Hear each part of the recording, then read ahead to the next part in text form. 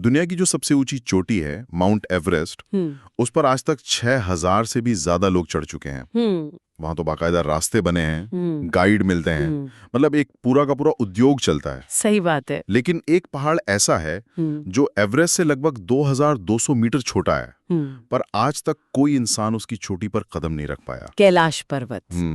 ये सवाल ही अपने आप में कितना अजीब है ना? बिल्कुल। और ये सवाल सिर्फ मतलब पर्वतारोहण की दुनिया तक सीमित नहीं है। नहीं, ये तो विज्ञान, इतिहास और हमारी आस्था, इन सब की सीमाओं को टटोलता है।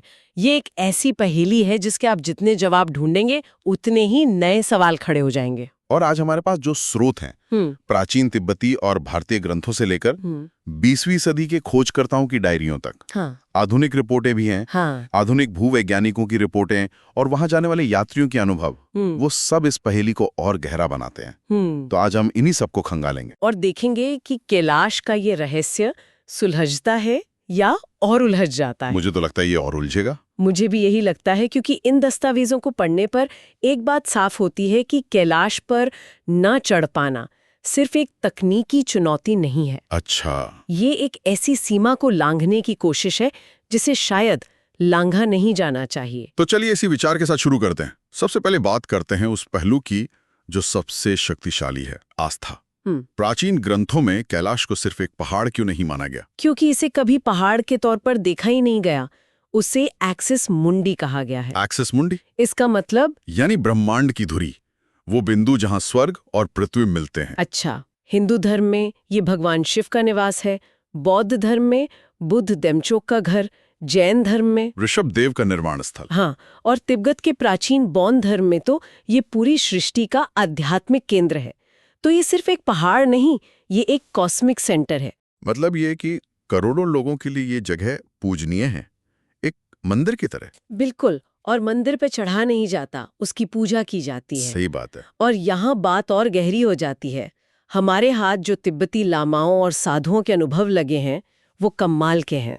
क्या कहते हैं वो? उनका मानना है कि कैलाश का शिखर कोई भौतिक मंजिल है ही नहीं। तो फिर क्या है?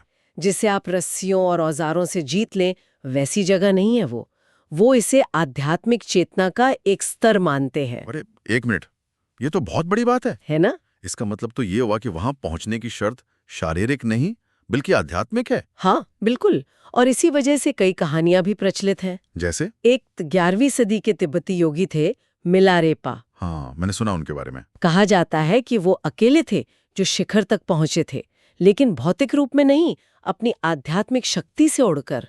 तो ये कहानियां इसी बात पर जोर देती हैं कि कैलाश पर विजय पाना इंसानी अहंकार के बस की बात नहीं है। और ये जो अदृश्य संरक्षक शक्तियों की बात होती है, क्या ये सिर्फ लोक कथाएं हैं या?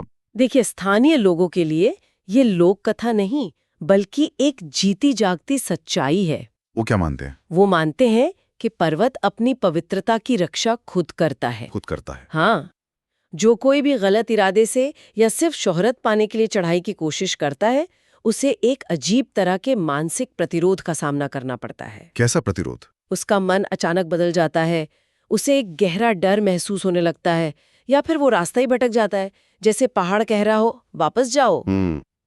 ये आध्यात्मिक बातें तो अपनी जगह हैं और बहुत शक्तिशाली भी हैं, लेकिन मुझे हैरानी इस बात की है कि विज्ञान भी इस पर्वत के सामने उतना ही हैरान खड़ा है। सही कहा।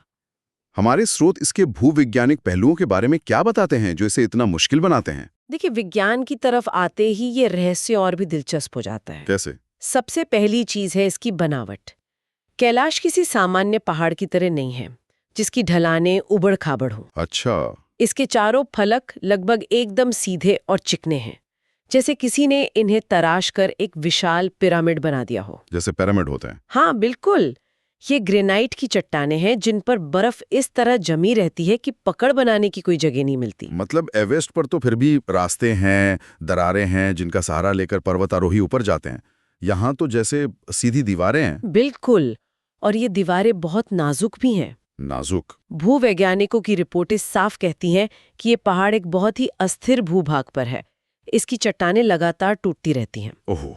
किसी भी बड़े चढ़ाई अभियान से इतना कंपन पैदा हो सकता है कि बड़े पैमाने पर भूस्खलन शुरू हो जाए, जिससे सिर्फ चढ़ने वालों की ही नहीं बल्कि नीचे की झीलों और पूरे इकोसिस्टम का संतुलन बिगड़ जाएगा। तो ये जो चीन ने इसे नो क्लाइम जोन घोषित किया हुआ है, वो सिर्फ धार्मिक भावनाओं की वजह से नहीं है? नहीं, उसके पीछे ठोस वैज्ञानिक कारण भी हैं। अच्छा। ये दोनों का मिला जुला फैसला है। दुनिया भर के पर्वतारोहियों और धार्मिक संगठनों के दबाव के बाद चीन ने आधिकारिक तौर पर इस पर चढ़ाई प्रतिबंधित कर दी। ये प्रकृति का सम्मान भी है और एक जरूरी सावधानी भी। ठीक है, बनावट समझ में आती है, भूस्खलन का खतरा भी समझ में आता है, लेकिन स्रोतों में जो अगली बात है उसने मुझे सच में चौंका दिया। ऐसा लगता है कि वहां भौतिकी के नियम ही बदल जाते हैं। क्या ये सच है कि वहां कंपास और जीपीएस काम करना बंद कर देते हैं? ये सबसे अजीब अनुभवों में से एक है जो लगभग हर अभियान दल ने रिपोर्ट किया है। हर दल ने? लगभग हर दल ने। 1926 में कर्नल आर.सी. विल्सन ने अपनी डायरी में लिखा कि बेस कैंप के थोड़ा ऊपर जाते ही उनका कंपास पागलों की तरह घूमने लगा। पागलों की तरह? हाँ। और 1999 में एक रूसी टीम ने तो बाकायदा वैज्ञानिक उपकरणों से इसे मापने की कोशिश की। उनके जीपीएस ने काम करना बंद कर दिया, रेडियो संचार टूट गया और उनके लगाए हुए सेंसर अजीबोगरीब रीडिंग्स देने लगे। ये तो किसी साइंस फिक्शन फिल्म जैसा लगता है। इसकी कोई वैज्ञानिक वजह है? हाँ, एक संभावित वजह है। ये पूरा क्षेत्र एक बड़े अनियमित चुंबकीय क्षेत्र, मतलब इरेगुलर मैग्नेटिक फील्ड के ऊपर स्थित है। अच्छा। ये वो जगह है जहां यूरेशियन और भारतीय टेक्टोनिक प्लेटें आपस में टकराती हैं।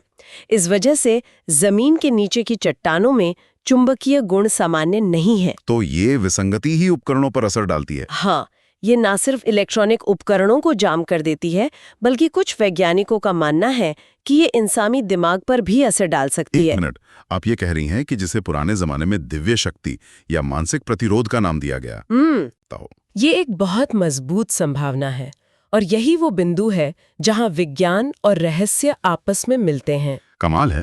हो सकता है दोनों एक ही चीज की बात कर रहे हों, बस उनकी भाषा अलग अलग हो। एक उसे अदृश्य शक्ति कहता है, दूसरा चुंबकीय विसंगति। और ये तो सिर्फ आज की बात नहीं है ना, हमारे दस्तावेज बताते हैं कि सदियों से लोग यही सब अनुभव कर रहे हैं। बिल्कुल। जब उनके पास कोई जीपीएस या कंपास भी नहीं होता था, शिखर के पास पहुंचकर अचानक चरम मौसम का सामना करना, शरीर में तेजी से कमजोरी आना या मानसिक भ्रम होना, ये अनुभव सब में एक जैसा है, जैसे एक अदृश्य दीवार है। हाँ, जिसे कोई पार नहीं कर पाया। और मौसम की बात करें तो वो भी बड़ा अजीब बर्ताव करता है। अजीब से भी ज्यादा। कई पर्वतारोहियों ने लिखा है कि मौसम पूर्वानुमान बिल्कुल साफ होता है, नीला आसमान होता है, और जैसे ही वो चढ़ाई के लिए एक निश्चित ऊंचाई पार करते हैं, मिनटों में बर्फीला तूफान आ जाता है। सिर्फ उसी इलाके में? हाँ, सिर्फ उसी इलाके में, और इतना तेज होता है कि उन्हें तुरंत लौटना पड़ता है। और जैसे ही वो नीचे आते हैं, मौसम फिर साफ हो जाता है। ये तो महज संयोग नहीं हो सकता। इसे संयोग मानना मुश्किल है। और वो जो दिव्य ज्योति की बात है, तिब्बती चरवाहे अक्सर पहाड़ की चोटी पर एक रोशनी देखने का दावा करते हैं। क्या विज्ञान उसे समझा पाया है? कुछ हद तक। वैज्ञानिक इसे एक दुर्लभ वायुमंडलीय घटना मान सकते हैं, जैसे कि लाइटिंग प्लाज्मा कॉलम या सेंट एल्म्स फायर। अच्छा। ये तब होता है जब वायुमंडल में बहुत ज्यादा स्तैनिक बिजली जमा हो जाती है। लेकिन कैलाश के मामले में जो बात इसे अलग करती है वो है इसकी नियमितता और उसका आकार भी। हाँ। चरवाहों के अनुसार ये रोशनी एक स्तंभ की तरह दिखती है जो आकाश को पर्वत से जोड़ती है। इस पर अभी भी शोध हो रहा है। इन सब में सबसे ज्यादा हैरान करने वाली बात तो समय के प्रभाव वाली है। क्या सच में वहां वक्त धीरे या तेज चलता है? ये सबसे विवादास्पद और दिलचस्प दावों में से एक है। बताइए। 80 के दशक में कुछ रूसी वैज्ञानिकों ने, जो इस क्षेत्र का अध्ययन कर रहे थे, एक पेपर में दावा किया था कि कैलाश के आसपास के क्षेत्र में टाइम जोन सामान्य नहीं है। क्या मतलब? उन्होंने महसूस किया कि उनके बाल और नाखून 2 हफ्तों में उतने बढ़ गए जितने सामान्य तौर पर कुछ महीनों में बढ़ते हैं। क्या बात कर रही हैं? हालांकि इस दावे की कोई स्वतंत्र पुष्टि नहीं हुई है, लेकिन वहां जाने वाले कई यात्रियों ने ये महसूस किया है कि समय का अंदाजा पूरी तरह से बिगड़ जाता है। तो ये सब अनुभव उन लोगों के हैं जो चढ़ने की कोशिश कर रहे थे, पर उन लाखों लोगों का क्या जो हर साल सिर्फ इसकी परिक्रमा करने जाते हैं? उनके अनुभव इस रहस्य को एक नया आयाम देते हैं। वो चढ़ने नहीं जाते, वो नतमस्तक होने जाते हैं। और परिक्रमा के दौरान वो एक बहुत ही अजीब एहसास महसूस करते हैं। एक ही समय पर मन में गहरी शांति और एक अनजाना गहरा भय। शांति और भय एक साथ? हाँ, शांति इसलिए क्योंकि उस जगह की ऊर्जा बहुत सकारात्मक है, और भय इसलिए क्योंकि आपको अपनी सीमाओं का एहसास होता है। ऐसा लगता है जैसे आप किसी बहुत बड़ी जीवित चीज के सामने खड़े हो जो आपको देख रही है और कह रही है यहां तक आना तुम्हारा सौभाग्य है, पर आगे बढ़ना तुम्हारा अधिकार नहीं। बिल्कुल यही। मैंने पढ़ा है कि दुनिया के सबसे बड़े पर्वतारोहियों में से एक राइनहोल्ड मेस्नर, हाँ मेस्नर, जिन्हें एवरेस्ट को बिना ऑक्सीजन के फतह करने के लिए जाना जाता है, हाँ। उन्हें भी कैलाश पर चढ़ने का परमिट मिला था, पर उन्होंने मना कर दिया। हाँ, और जब उनसे पूछा गया कि उन्होंने ऐसा क्यों किया तो उनका जवाब बहुत गहरा था। क्या कहा था उन्होंने? उन्होंने कहा, अगर हम इस पवित्र पर्वत पर चढ़ते हैं तो हम लोगों की आत्मा में बसी किसी चीज को नष्ट कर देंगे। कुछ पहाड़ ऐसे होने चाहिए जिन पर कभी नहीं चढ़ना चाहिए।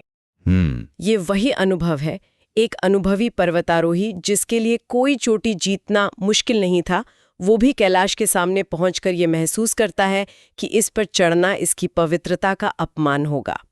तो इसका मतलब ये है कि मुद्दा ये नहीं है कि कोई चढ़ नहीं सकता, बल्कि ये है कि पहाड़ चढ़ने की अनुमति ही नहीं देता। हाँ, ये एक ऐसी बाधा है जो बाहर चट्टानों पर नहीं बल्कि इंसान के मन के भीतर खड़ी हो जाती है। एकदम सही। कैलाश शायद दुनिया की अकेली ऐसी चोटी है जिसे जीतने की इच्छा ही मर जाती है।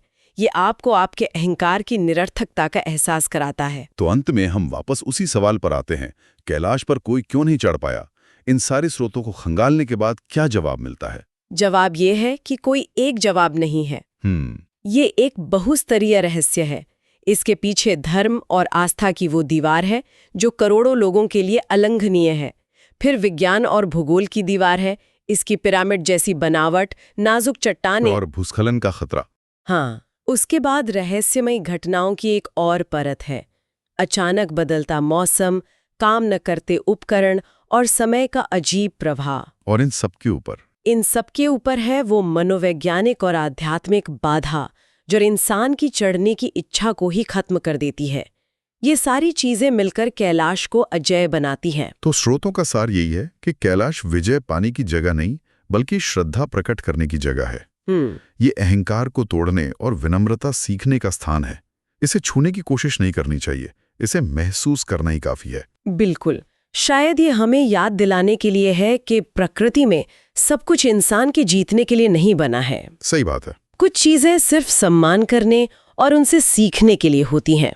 हमें एक बहुत ही गहरे विचार के साथ छोड़ जाता है। हम हमेशा बाहरी ऊंचाइयों को नापने में लगे रहते हैं, सबसे ऊंचा पहाड़, सबसे बड़ी इमारत, सबसे बड़ी सफलता। लेकिन क्या हो अगर कैलाश पर चढ़ना असंभव इसलिए है क्योंकि वो हमें एक अलग तरह की चढ़ाई के लिए बुला रहा है? भीतर की चढ़ाई। हाँ, तो शायद सवाल ही गलत है। सवाल ये नहीं होना चाहिए कि कोई कैलाश पर क्यों नहीं चढ़ पाया।